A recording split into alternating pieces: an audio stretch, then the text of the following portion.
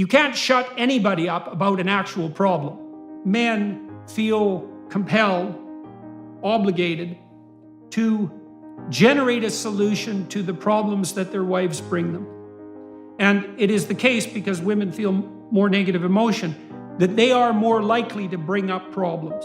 That's why 70% of divorces, by the way, are initiated by women. It's because they feel more negative emotion. So if the relationship is shaky, they're going to suffer for it more first. And they probably feel more negative emotion because they're more sensitive, because they have to take care of infants. And so, anyways, we can put that aside. Now, it might be that you should help your wife solve her problems.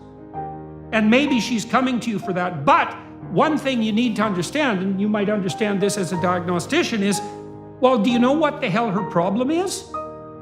And the answer is, well, probably not, because she doesn't even know. So why does she want to sit down and tell you about her problems? And the answer is, because she wants to find out what her bloody problems are. And so you see this very often in therapy, and Carl Rogers made a lot of this. He said, if you just listen to people, they'll often solve most of their problems themselves. If you're listening to someone therapeutically, they're going to scattershot the problem. They're going to say, well, it might be this, and it might be this, and it might be this, and it might have something to do with the past, and it might be this, and it's quite a mess as they try to calibrate the real problem. And you have to listen to all of that, and what you'll find is that the person will dispense with most of those hypotheses themselves as soon as they utter them. They'll think, well, here's my problem. No, that's not exactly right. And so now that's off the table. And they'll say, well, it might be this, and here's some reasons for thinking that, but no, it's probably not that. And so what you'll find is the problem space will clear. Now, Rogers also pointed out, and this is very useful, is that one of the things you can do when you're listening, apart from asking questions, which might be, well, I don't quite understand what you meant by that, or you said something 10 minutes ago and it seems to contradict what you just said now, which are just helpful questions. The other thing you can do is summarize. And you could say, well, I've been listening for 10 minutes or 15 minutes, and it seems to me that this is what you said. Is that right? And that people really like that for two reasons. One is you compact all that searching into the gist. And that's a gift you can give someone. And then also, if you hit the target, if you say, yeah, that's exactly what I meant, then they know full well that you've really been listening. And so if you're a man and you're listening to this and you want to know how to deal with your wife when she's presenting you with problems, the first thing is step back a bit and say, look, she probably has to go through the whole problem set, and try not to take that personally. Just listen. And you can summarize and you can ask questions. But mostly you want to find out, well, what the hell's the problem here?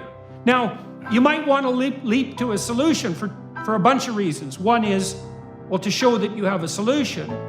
Two is to show you're smarter than your wife, which is a very bad idea. The third is to shut her up so that you don't have to sit there and listen. And that's also a really bad idea, because you can't shut anybody up about an actual problem. And so then you might say, well, what are they doing when they're thinking? And here's what they're doing is they're asking themselves questions and looking for a revelation. They're trying to sort through information so that they can determine the best pathway forward. And they're trying to update and develop their vision for their life. And you do that in abstraction to test out the possibilities before you implement them. And so if you give people space to think, which is exactly what you're doing when you're listening, then they try out different versions of themselves so they can experiment with finding the best fit. And so there's nothing just about listening. I think, apart from speaking accurately and carefully and truthfully, there isn't anything more difficult that you can do than to listen. There's nothing that people want more than to be attended to. That's why advertisers spend so much money trying to garner attention. That's why social media companies spend so much money garnering people's attention. Attention is the fundamental currency.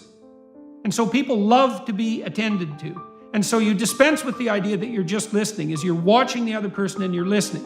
And then you're attending to yourself and watching and listening, because you'll see that as you focus on the conversation, you pay attention to the conversation, and then you watch what happens inside, and this question comes up, and you say, well, I have this question. And you don't evaluate the question, not if you're deeply engaged in the conversation, you just lay it out.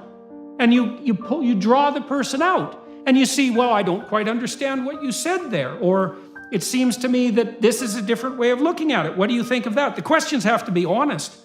But if you pay focused attention and you ask genuine questions, you've got like 90% of social skill nailed. Ignored things grow in the darkness outside the city until they become monstrous and break down the walls. And so you think, well, I'm afraid of listening, I'm afraid of hearing the problems. And that's fair enough. It's no wonder you're afraid.